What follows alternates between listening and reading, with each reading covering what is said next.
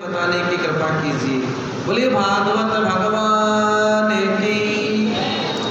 परीक्षित जी की बात सुनकर सुखदेव जी कहते हैं, हे राजन, इन 16 वर्षों में भगवान ने 16,107 विवाह भी किए और उन 16,107 पटरानियों रानियों के संतान उत्पन्न भी की। अच्छा बताओ, भगवान कृष्ण के कितनी संतानें थी? एक एक रानी को 11-11 संतान थी, 10-10 पुत्र और एक पुत्रियां। और इस प्रकार भगवान श्री कृष्ण सबसे बड़े परिवार के मालिक कहलाए।